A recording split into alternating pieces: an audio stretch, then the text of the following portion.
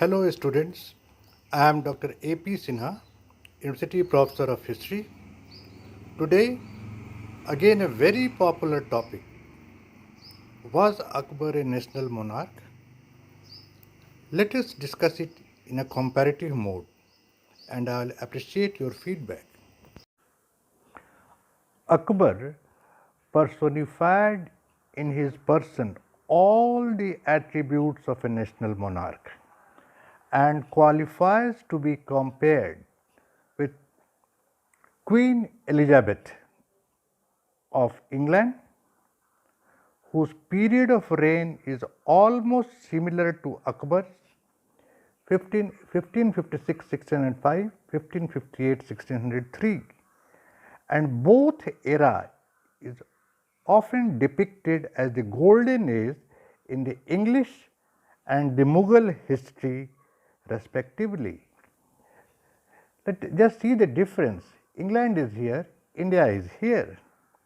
Some other similarities may be referred to later on, but students, it is indeed surprising that in days when there was no internet, no mobile, no easy connectivity, England this way coming to India, no easy connectivity, how these two rulers fashioned their administration for greater glories almost identically, but in the two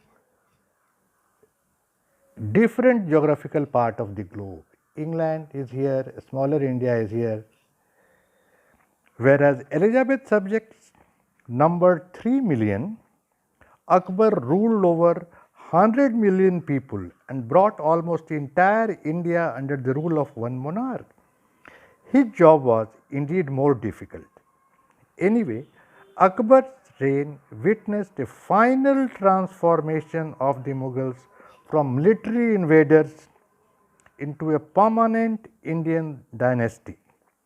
To accomplish this, it was necessary for Akbar first to conquer the governing parts, unify the system of administration, regulate revenue and taxation policy, and respect all consciences and all methods of worshipping. In other words, expansion, administration, and consolidation all at the same time and simultaneously, indeed remarkable. After achieving success in Second Battle of Panipat, Panipat is here just north of Delhi, in 1556 under Bairam Khan, Akbar consolidated his stability in Delhi, D for Delhi, and Agra, AG, Agra, and extended his sway over Malwa, this is Malwa, Jaunpur, Chunar is here, Jaipur, Gondwana in Madhya Pradesh, Mewar, MW, Mewar, Ranthambore, Kalinjar, KNJR, Kalinjar, Gujarat, Bengal and Bihar, and in the period between 1579-1605 had victories in Odisha, Kabul, Kashmir, Sindh, Baluchistan, Kandahar, and in the south in Ahmednagar and Khandesh, all brought under one political umbrella. Given the prevailing sectarian conflicts in various parts of the country, having a Hindu majority, Akbar thought ahead of his time and instead of forcing people to behave in a prescribed way in social habits, believed in the synthesization of thoughts and toleration. Such a thought process and a step could be taken only by a person of bigger ideas. Akbar's interaction with various theologians of different sects in his Ibadat Khana in 1579 at Fatehpur Sikri. Fatehpur Sikri just west of Agra, convinced him that all religions had several good practices which he sought to combine into a new idea known as Din-i-Ilahi. which remained basically a code of conduct for pious living. Its membership was not made compulsory, though Akbar could have done so, but he believed that any type of compulsion goes against nature. And at that time of his death in 1605, hardly one score people were its adherents, around 20. Merit was the basis of all appointment and thus led to great efficiency in his administration. Out of the 9 jewels of his court, Todermal was revenue minister, Bhagwan Das, Man Singh and Birbal were among the high-ups. Developing a uniform Indian style of fine arts and cultural harmony relating to customs and manners like celebrating Islamic festivals as well as Diwali, Raksha Bandhan, acknowledging tilak on forehead and abolishing pilgrim and jizya tax on Hindus with welfare of his people being the motto. One example of his practical benevolence may be cited. He taxed people on a percentage of the food they grew, which made it easier for them to pay taxes.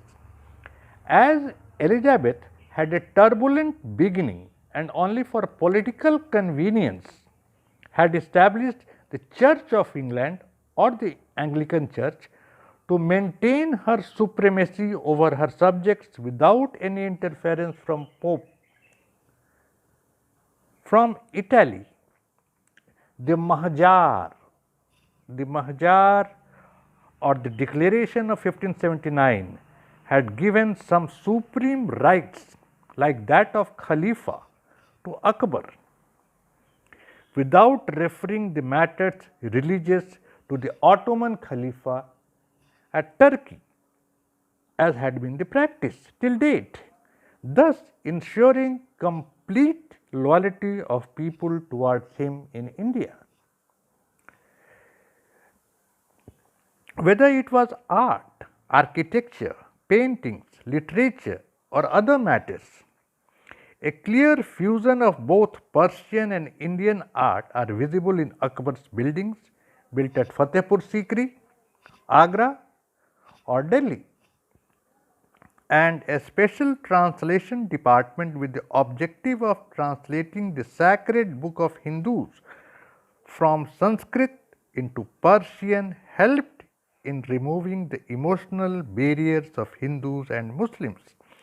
At the time of Akbar's death in 1605, there were no sign of discontent amongst his subjects. Indeed, he may be considered the first ruler of medieval India to discard the Islamic basis of sovereignty and lay down the principle or lay down the ethos that he was the guardian of all his people, irrespective of caste, creed, race or religion. In fact, truly, it was pragmatic on the part of Akbar to realize early that no permanent empire in India, no permanent empire could be set up without the participation of the locals. Thank you.